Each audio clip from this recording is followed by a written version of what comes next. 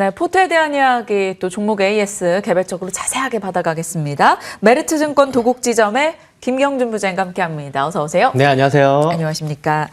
자, 황금 포트 비율 어떻게 가져가시는지 5, 4, 3에서 네. 4, 4, 2로 바꾸셨잖아요. 그죠? 네. 덧셈이 안 되는.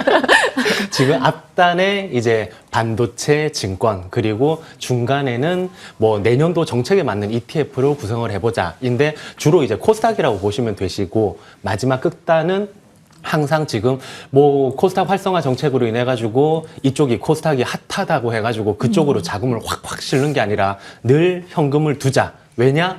손실이 나면 그거를 이제 자산을 보호하기 위해서 손절은 잘 하시는데, 익절 같은 경우에도 역시나 자산의 보호, 수익의 보호다. 이걸 명심하시면서 늘 지속적으로 이 부분을 통제해 나가야 된다. 그리고 지금 그러면 제가 그 SK하이닉스 차트를 준비했었는데, 네. 그 SK하이닉스를 코로나 때보다 더 외국인이 팔면서 지금 약간 기간 조정 모습을 보이는데, 제가 그 이전에 미리 한 900만 주 정도 하락 거래량이 나오면서 빠지면 그때부터 2, 3개월은 기간 조정이다. 대신 그때 시장의 기준은 SK하이닉스인데 그때 외국인 매수, 매도 규모와 그리고 그 쉬어가는 그런 것들을 보면서 그게 약간 쉬면 장이 망가지느냐? 그게 아니라 이제 기관 중심 또는 이제 개별 종목으로 확산이 된다. 그런 모습들이 지금 딱 드러나고 있는 네. 부분이 있거든요. 그렇기 때문에 지금부터 해가지고는 뭐 실적이 내년도에 좋을 당연히 코스피 반도체 위주로 담아두되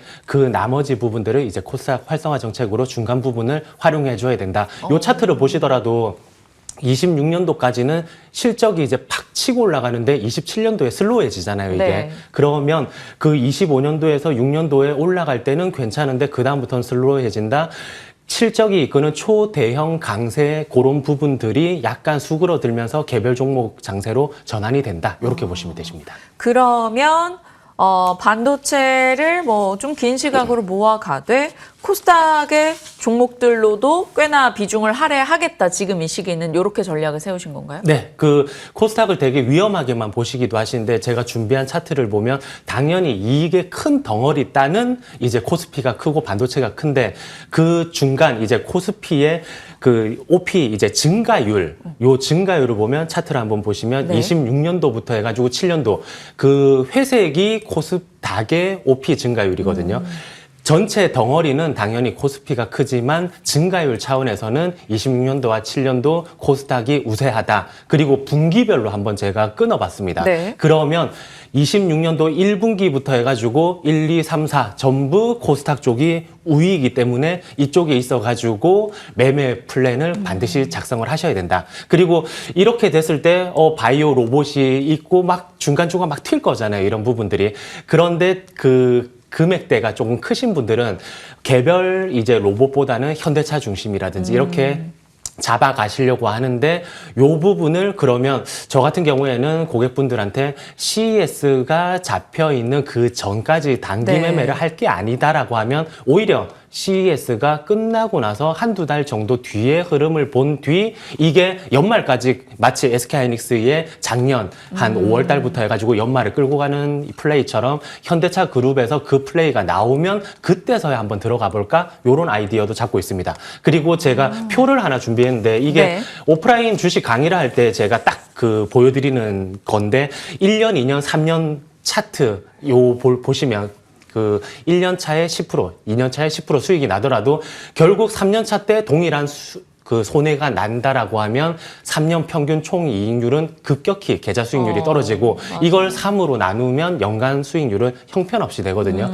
이게 지금은 이제 화면상 40%까지 밖에 안 됐지만 계좌 변동성이 50%가 출렁 나올 수도 있고, 지수가 꺾였을 때의 개별 테마 종목들이 휘청거리면 정말 여태까지 수고스럽게 번 돈을 다 잃을 수도 있기 때문에 네. 짧고 굵게 이 부분은 활용하셔야 됩니다. 네. 그렇다면 이제 개인 투자자들이 궁금한 것은 내가 갖고 있는 종목들에 대한 이야기일 것 같습니다. 유독 또 김경준 부장님께 종목뷰를 업데이트해달라는 분들이 많으신데, 반도체 쪽에 그동안 말씀 주셨던 종목들 AS 좀 부탁드릴게요. 하이닉스, 이스페타, ISC.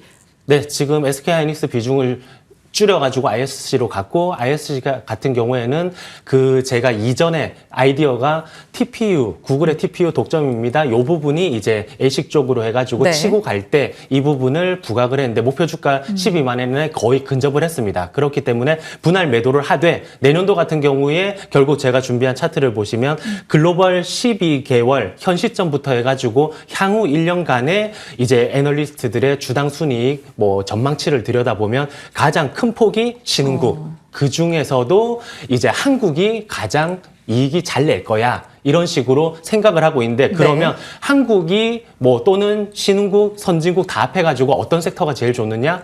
IT 섹터의 전망이 가장 우수하다. 그러면서 핵심적인 거는 모건 스탠리에서도 27년도 TPU 판매량을 기존 예상치보다 67%나 많게 500만 개 이상을 예상을 했거든요. 네. 그렇기 때문에 엔비디아 독주에서 나머지 종목들로 확산이 된다. 이렇게 보시면 좋을 것 같습니다. 네, 좋습니다. 그러면 갖고 있는 세 종목에 대해서 비중만 약간의 이동이 있을 뿐 다 보유긴 보유. 네, 보유지만 대부분 익절 위주로다가 지금 처리는 하고 있어요. 그래서 나중에 다시 충분히 또 매수 기회가 주어진다.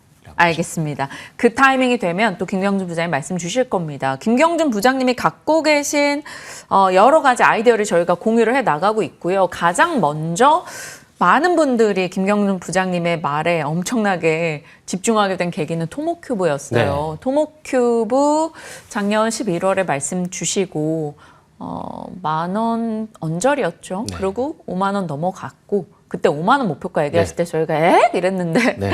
지금 61,000원이긴 하네요. 자, 토모큐브, 율촌화학, UTI, AS 하겠습니다.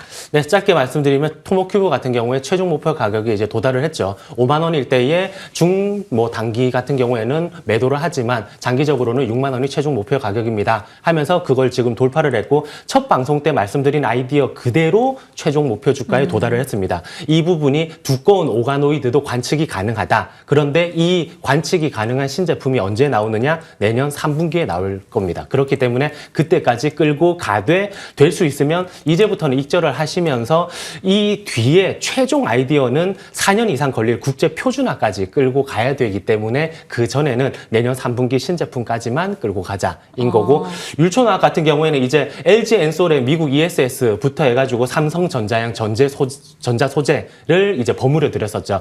내년도 26년도에 LG 엔솔의 미국 ESS 출하량 자체가 제가 처음에는 YY로 80% 정도를 네. 예상했었으나 지금 나오는 자료를 봐가지고는 190% 증가. 그렇기 때문에 이 부분이 알차게 돌아갈 거고 향후에 분명히 이 소식이 들릴 겁니다. LG 엔솔의 파우치형으로다가 조단위 수주 이런 게 뜨면서 지금 약간 애먹고 있지만 여기서부터 해가지고 제차 토모큐브처럼 첫 아이디어로 상승을 할 거다. 그리고 삼성전자양 소재도 방송을 좀 자제해달라는 회사의 권고가 있어가지고 제가 자세히는 말씀 못 드리지만 잘 진행되고 있다라고 말씀 덧붙여드리면서 UTI 같은 경우에 제가 지속적으로 애플 폴더블만 말씀을 드렸었는데 유리 기판도 있는 거죠. 유리 기판.